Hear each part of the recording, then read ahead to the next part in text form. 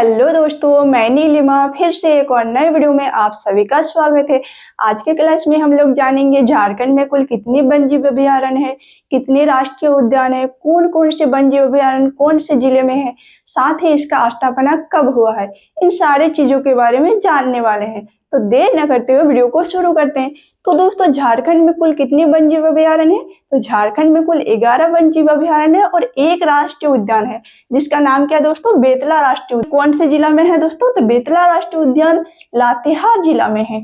इसका स्थापना कब हुआ है दोस्तों? तो इसका स्थापना 1986 ईस्वी को हुआ है। झारखंड में कुल कितने राष्ट्रीय उद्यान है दोस्तों? तो एक राष्ट्रीय उद्यान है जिसका नाम क्या है दोस्तों? बेतला राष्ट्रीय उद्यान। और इसका स्थापना कब हुआ दोस्तों? तो 1986 ईस्वी को हुआ है और ये लातेहार जिला में है। और झारखंड में कुल कितने वन्यजीव अभयारण्य है? तो 11 है। तो दोस्तों एक एक करके देख लेते हैं। तो पहला नंबर पे है दोस्तों पलामू अभयारण्य। पलामू अभयारण्य कौन से जिला में है दोस्तों? तो पलामू जिला में है। पलामू अभयारण्य कौन से जिला में है? तो पलामू जिला में है। अब देखेंगे इसका स्थापना 1976 ईस्वी को हुआ है। इसका स्थापना कब हुआ दोस्तों? तो 1976 ईस्वी को हुआ है। अब देखेंगे इसका क्षेत्रफल 794.33 वर्ग किलोमीटर है। पलामू अभयारण्य का क्षेत्रफल कितना है दोस्तों? तो 794.33 वर्ग किलोमीटर है। इसी तरह दोस्तों अगला देख लेते हैं। अगला है हजारीबाग अभयारण्य। हजारीबाग अभयारण्य कहाँ है दोस्तों? तो हजारीबाग जिले में है। हजारीबाग अभयारण्य कहाँ है दोस्तों? तो हजारीबाग जिले में है। इसका स्थापना कब हुआ है? तो इसका स्थापना 1976 ईस्वी को हुआ है। अब देखेंगे इसका क्षेत्रफल कितना है? तो इसका क्षेत्रफल 186.25 है। इसका क्षेत्रफल कितना है दोस्तों?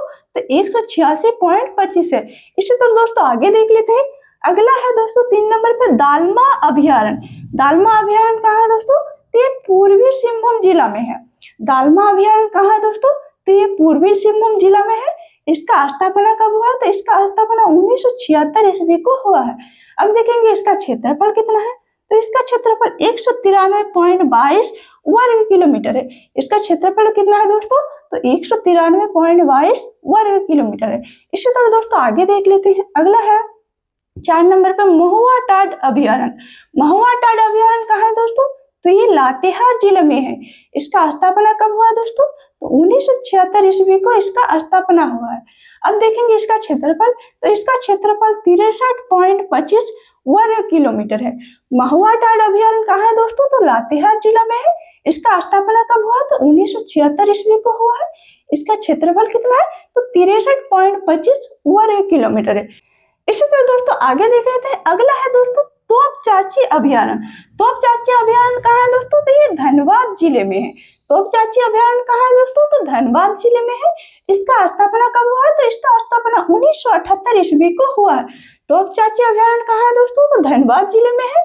इसका स्थापना कब हुआ? तो 1978 ईस्वी को हुआ है। अब देखेंगे इसका क्षेत्रफल कितना है? तो इसका क्षेत्रफल दोस्तों 8.75 वर्ग किलोमीटर है। इसका क्षेत्रफल कितना है दोस्तों? तो 8.75 वर्ग किलोमीटर है। अब आगे देख लेते हैं। अगला है दोस्तों नंबर 6 लवालोंग अभयारण्य। लवालोंग अभयारण्य कहाँ है दोस्तों? तो ये चतरा जिले में है। लवालोंग अभयारण्य कहाँ है दोस्तों? तो ये चतरा जिले में है। इसका स्थापना कब हुआ है? तो इसका स्थापना 1978 ईस्वी को हुआ है। इसका स्थापना कब हुआ दोस्तों? तो 1978 ईस्वी को हुआ है। अब देखेंगे इसका क्षेत्रफल कितना है? तो इसका क्षेत्रफल 207.00 वर्ग किलोमीटर है। इसका क्षेत्रफल कितना है? तो 207.00 वर्ग किलोमीटर है। अब अगला देखेंगे। अगला है दोस्तों 7 नंबर पे पारसनाथ अभयारण्य। पारसनाथ अभयारण्य कहाँ है दोस्तों? तो ये गिरिडीह जिले में है। पारसनाथ अभयारण्य कहाँ है? तो गिरिडीह जिले में है। इसका स्थापना कब हुआ है? तो 1981 ईस्वी को इसका स्थापना हुआ है। पारसनाथ अभयारण्य कहाँ है दोस्तों? तो गिरिडीह जिले में है। इसका स्थापना 1981 ईस्वी को हुआ है। अब देखेंगे इसका क्षेत्रफल। तो इसका क्षेत्रफल 49.33 वर्ग किलोमीटर है। इसका क्षेत्रफल कितना है दोस्तों? तो 49.33 वर्ग किलोमीटर है। अब अगला देखेंगे। अगला है दोस्तों उधवा झील पक्षी विहार कहाँ है? उधवा झील पक्षी विहार कहाँ है दोस्तों? तो ये साहेबगंज जिले में है। उधवा झील पक्षी विहार कहाँ है दोस्तों? तो ये साहेबगंज जिले में है। इसका स्थापना कब हुआ? तो 1991 ईस्वी में हुआ है। इसका स्थापना कब हुआ? तो इसका स्थापना 1991 ईस्वी में हुआ है। अब देखेंगे इसका क्षेत्रफल। तो इसका क्षेत्रफल 5.56 वर्ग किलोमीटर है। इसका क्षेत्रफल कितना है दोस्तों? तो 5.56 वर्ग किलोमीटर है।